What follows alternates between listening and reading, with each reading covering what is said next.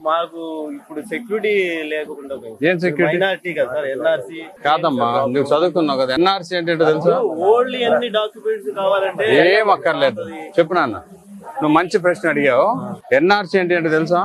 Non residence country కాదు, national registration for citizens. అమెరికాలో దాన్ని సోషల్ సెక్యూరిటీ నెంబర్ అంటారు. ప్రతి పౌరుడు సిటిజన్ ఒక నెంబర్ ఇస్తారు. ఇక్కడ పుట్టిన వాళ్ళకి, ఇక్కడ పెరిగిన వాళ్ళకి ఎన్ఆర్సీతో ప్రాబ్లమే లేదు. ఈ నేషనల్ రిజిస్టర్ ఫర్ సిటిజన్స్ అనేది 1972లో పెట్టారు. అప్పటి నుంచి ప్రభుత్వాలు చేయక. బంగ్లాదేశ్ ఉంది తెలుసా నీకు? బంగ్లాదేశ్ ఎక్కడి నుంచి విడిపోయింది? ఇండియా నుంచి కాదు, 1947లో పాకిస్తాన్ వెళ్ళిపోయింది. పాకిస్తాన్ నుంచి బంగ్లాదేశ్ వచ్చింది.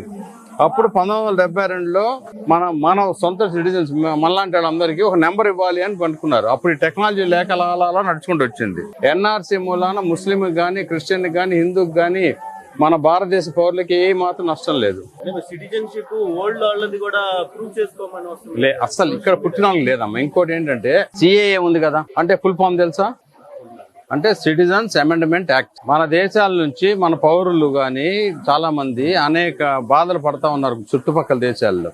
ఆఫ్ఘనిస్తాన్ లో గానీ, పాకిస్తాన్ లో గానీ వాళ్ళు రెఫ్యూజీస్ అంటారు. అక్కడ నుంచి పారిపోయి మన దేశంలో వచ్చి ఉన్నారు. ఇప్పుడు నేపాల్ నుంచి, బంగ్లాదేశ్ నుంచి వస్తే ఇక్కడ ఉన్నారు అట్లా 30 సంవత్సరాల నుంచి, 40 సంవత్సరాల నుంచి. 1996లో పివి నరసింహారావు ప్రధానమంత్రి ఉండేవాడు తెలుసా మీకు? మీరు పుట్టలేదేమో, తెలుసా?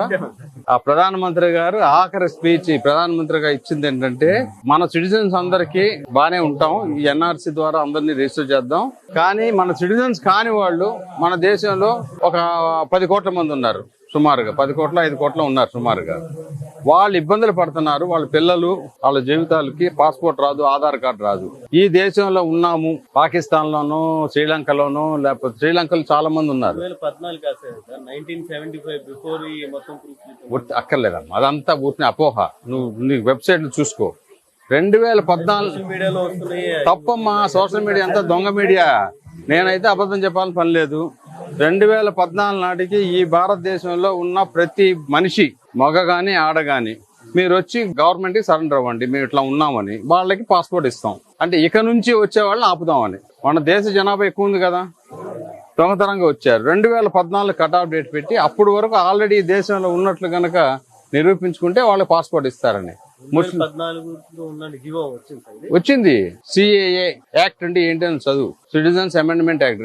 యాజ్ ఆన్ 2014 నాటికి ఎవరైతే ఈ దేశంలో ఉన్నామో, నీకు నాకు కాదు, అది వేరే దేశాల నుంచి దొంగతనంగా పారిపోయి వచ్చిన వాళ్ళకే అప్లై అవుద్ది. అది నువ్వు నాకు సపరేట్ గా వస్తే నువ్వు 10 మందికి చెప్తానంటే నీకు మళ్ళీ 10 నిమిషాలు క్లాస్ తీసుకొని నీకు చెప్తా, నువ్వు చదువుకున్నావు కాబట్టి. అమెరికాలో సోషల్ SCN అంటారు, సోషల్ సెక్యూరిటీ నెంబర్. అక్కడికి వెళ్ళగానే సోషల్ సెక్యూరిటీ నెంబర్ ఫస్ట్ నువ్వు చదువుకోవడానికి వెళ్ళినా అది ఇస్తారు.